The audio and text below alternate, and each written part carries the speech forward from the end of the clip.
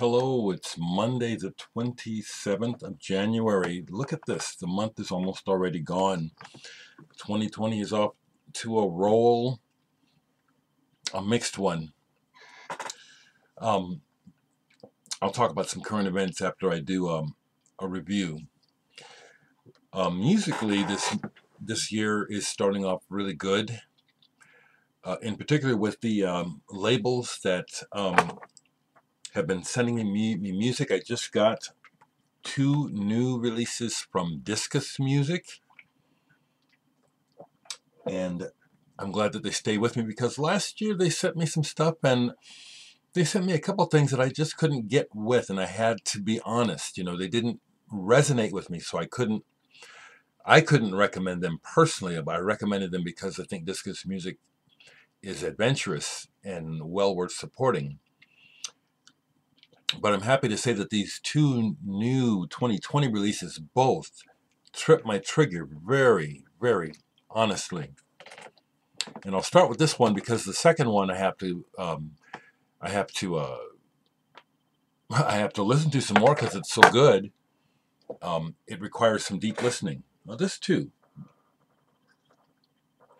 but this one is more immediately satisfying on a bunch of levels for what I like to listen to. This is the Geordie approach, and this is called Shields. If it's not out yet, it's going to be released this month by Discus Music. I love the way that Discus Music is presenting their CDs with so much loving care. The CDs come in plastic, protection on the inside.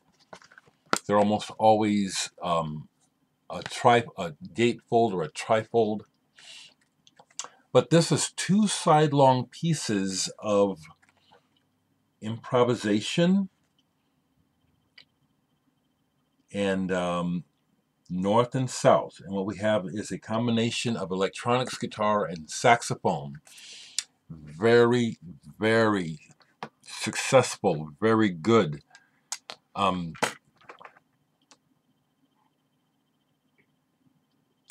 There's an organicity to how these folks are following the trajectory of the sound. Sidelong pieces can be a challenge time-wise, but at the same time, when you're able to commit to it and take the journey, it's usually, not usually, but when it's done well, it's so satisfying. Both of these pieces are like that they really do come to life as they move along. I also love, personally, when people use sounds and timbres to the point where I have to wonder, what is that sound, or what does that make me think of when you combine electronics and natural sounds? They do that well on here. The Geordie approach, Shield. So this is big thumbs up on this. Big thumbs up on this. Way to go, Martin Archer. Way to go. And this next one is a new release of Martin's. It's the Ron Kane's Martin Archer Axis. Dream Feather, excuse me. And this is wonderful. Okay, I'm not shooting bullshit, guys. This is, if you're looking for some listening where it won't take long for you to be encouraged to come further inside what you're hearing, as well as it containing an emotional substance, like almost right away, even though this starts off kind of electronic. This is really good. Martin Archer, what are you guys smoking over there? This is really good. Ron Kane's, the saxophonist who is with East of Eden. Do you all know that band, East of Eden? Their big, not their claim to fame, but one of the members of East of Eden's claim to fame was that he was the fiddler on the Who's big tune, what, Baba O'Reilly? That's the guy from East of Eden. Is it Dave Arbus? But this is the sax player, and if you know Easton Beaton, you know his saxophone sound is immediately identifiable. And I dare say, and I've only listened to most, not even half of this yet, but this is really engaging. And the thing that I noticed right away about this is that, oh, okay, these guys have to up their game. I mean, these are good musicians. You know, Martin's playing with one here. And then the pianist, who I like, Laura Cole, you got to up your game to, I love this pastiche of the Duram label. To play with Ron, you know, you got to be on your toes. And you can really hear it and feel it on this. And what I like about this, besides just liking it, is that I can feel where this is going to grow in dividends. When I get done with this, I'm going to play this. This is on my list. I don't have any. Well, I have a band practice today, but I don't have any work today. If you see this, Brett, I'll be ready soon to. I'll be in touch with you because we're gonna do some collaborating this year. But I still am not in shape regarding recording live instruments at home right now. In order to do it successfully, I'd have to go somewhere, and I'm not into that now. I just need a couple things to be done to my setup, which is about to happen. So what I'm saying is today is fairly relaxed until rehearsal, and so I'm going to give this a good deep listen. Thank you, Martin Archer, for continuing to send me this incredible work that I can share with the world. I'll leave a link, people. Discus Music. They don't release vinyl, and I understand completely. You know, Martin is very practical. Vinyl is expensive as hell, and he probably couldn't do this if he was putting everything out on vinyl. And so he's doing these CDs with loving care. I also think that he's brave because the statistics keep showing yearly where CD sales are going down, down, down, which has me hesitating to put out another limited run CD of my own. I'm not ready to take on the stress of making another vinyl record. The last couple records I made, I used crowdfunding and stuff. It was, you know, frankly, the whole process is very stressful. And one of the biggest stresses for me was just waiting for it to get done, you know. So I'm not in any hurry to take that on myself. And I'm not out in the street trying to get somebody to put me out. But I'll say it here, since there's a lot of people watching. Anyone that would be willing to help me release my music on vinyl, you'll make your money back. I've already proven that with every record I've made. I've made over 9. I'd have to count them up. I've released at least 8 or 9 things on vinyl now, and they've all sold out. They've all made their money back. So I'm a good investment. You know, people are putting out all kinds of crap records.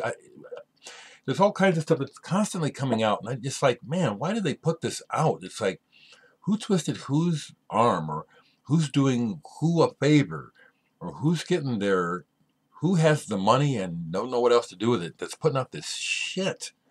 And I got good music to put out. And I'm not the only one. There's a lot of good musicians whose music deserves to be, you know, stamped, and it ain't happening. So get a hold of me if you release records. You'll make your money back on me.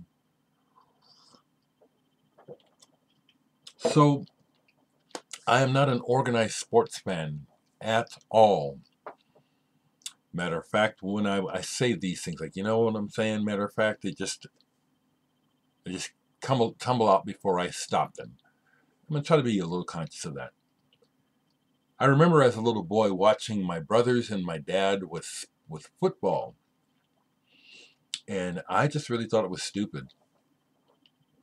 And as I got older, what I saw just became more further cemented in my outlook.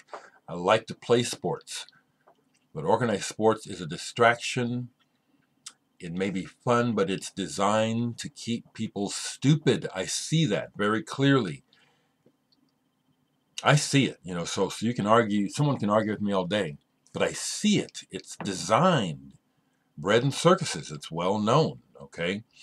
Keep the masses entertained over here while we're doing our dirt over here. And boy, is it going on. So, to get past that, I do want to express how I understand how Kobe Bryant's death is affecting people. Rest in peace, and then the loss of his daughter is tragic. The other thing I'll say is, interesting, the people who are jumping up to judge him regarding his black streak, his failing, okay? The only thing I have to say is this. The people who jump to judge first are most often guilty of the same thing or something similar. And another thing I'll say about when it comes to this, someone dies like this who has, as far as I know, redeemed himself. He had a fall from grace and he's redeemed himself.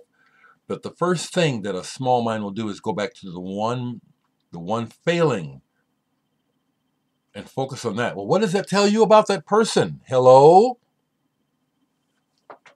See, you can't escape trying to be judgmental without showing your own ass. And that's why I say, I always include myself here. I'm just as fucked up as the next person.